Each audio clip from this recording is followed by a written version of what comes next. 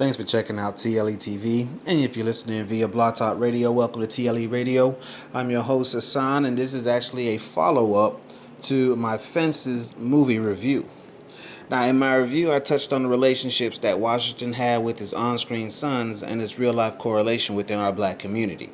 I also made sure to mention that not enough light is shown on fathers that remain in the home and raise their kids with the mother of the children. For those who haven't checked out the interview, here's a short clip, and the link to the full review will be in the description box. When we come back, my 2 cents. Now, this quest for a father's approval and validation begins very early on in a boy's childhood and continues on into adulthood. Sons try to emulate their fathers and strive to make them proud. When validation, acceptance, approval, etc., is not found where it is sought, the boy looks outside the home to mostly other male figures. Ultimately, the child will seek and receive acceptance wherever he can, leaving him susceptible to gang culture, if the father already isn't involved in it, as well as molestation by male authoritative figures and more.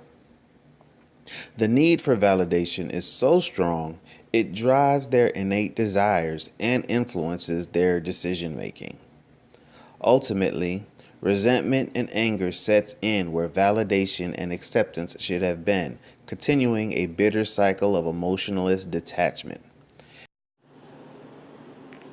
Welcome back. Like I mentioned at the beginning, the link to the full review will be in the description box. Check it out and share, like, and subscribe. Moving on. Now, I stated that this is a follow-up to the original review. And this follow-up, however, does not dig deeper into the movie itself, but rather goes further into the dynamics killing the black family, an issue raised by one YouTuber in the comment section of the video by the name of Live Your Life. Now, Live Your Life provided an opinion of my review and added that all over YT, YouTube, you hear black men blaming black women for single-handedly creating the anger that some of these young boys who then become men exhibit. The YouTuber wanted to know why I thought some young boys relinquish their dads from accountability when they become men, but shame their mother for doing what she could in spite of the situation. Thank you, Live Your Life, for the question, and as promised, here's my assessment of the psychology behind this behavior. Now, Live Your Life brought up an important point during the conversation, stating that our children are impacted by both parents. The one that leaves, either physically or emotionally, and the parent that stays, who, through stress and neglect, could be less patient with the children and sometimes even become abusive.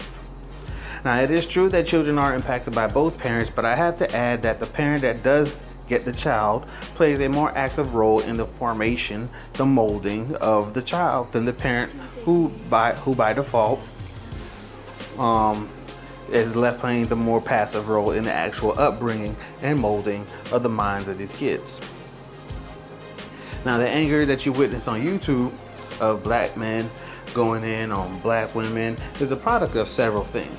You can call it a pushback on the black woman is God movement, duality, law of nature.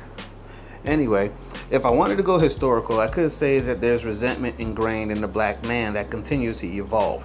What resentment am I talking about? Well, it has been cataloged and told over and over for decades how the image of white supremacy, i.e. slavery, used the black woman to keep the black man in check. While the black woman was all tooth and grins from Massa and Massa's babies, it is told the weight of all that survival brown nosing was unleashed on her own.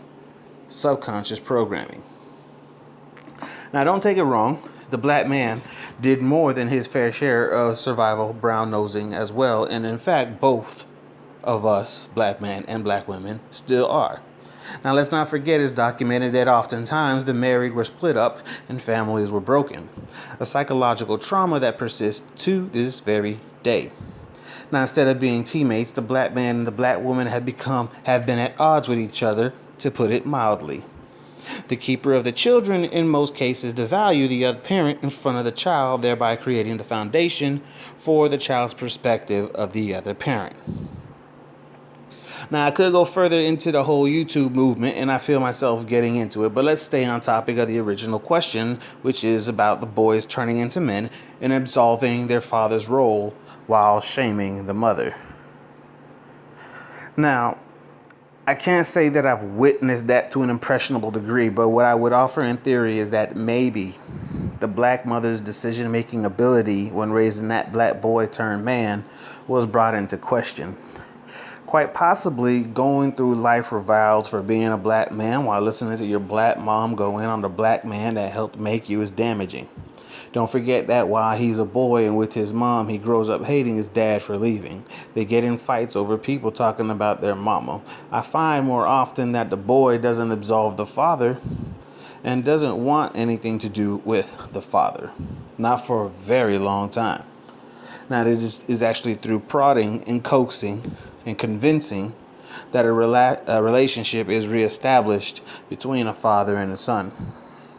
But again, this is not all black and white, and these blank statements don't do justice to the facts. This is not what happens in all the cases, but this is a general consensus. Now, there's actually an article that I read titled "How a Lack of Touch is Destroying Men" on upliftconnect.com. And it's a great read. It's written by Mark Green. And in the article, Green writes that in American culture, we believe that men can never be entirely trusted in the realm of the physical. We collectively suspect that given the opportunity, men will revert to the sexual at a moment's notice. That men don't know how to physically connect otherwise. That men can't control themselves. That men are dogs. There is no corresponding narrative about women. But men do need gentle platonic touch in their lives just as much as women do.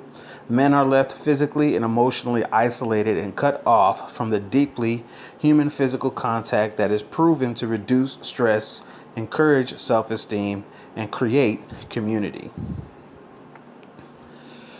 Now, fatherhood helps to deal with that disconnect. Fatherhood has the potential to transform the way men think about touch.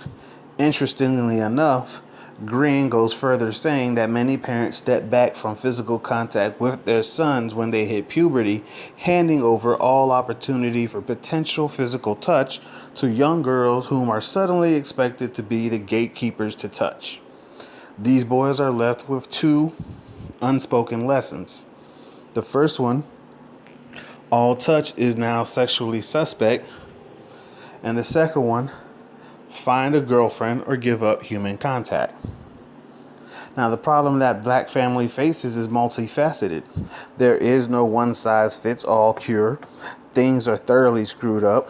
But if we can address and acknowledge these faults and tackle them one by one, little by little, we can heal the black family. Now, I hope I was able to answer your question. And it's probably going to just lead to more questions, but I would believe that would be the point. This is how we create a dialogue. This is how a conversation is had. So I just hope that maybe this can stir some more conversations amongst our community. So I want to thank you, Live Your Life, for the question and the commentary. I hope I answered your question to the best of my ability. And to the rest of y'all, make sure y'all check out TLE, the Lyrical Elitist. You can visit the website, lyricalelitist.com. The Fences movie review link will be in the description box. You can check us out on YouTube, subscribe on YouTube, TLE TV, as well as Lyrical Elitist. And subscribe to us on Blogtalkradio, blogtalkradio.com/TLE News. I'm your host, Hassan. Have a great day.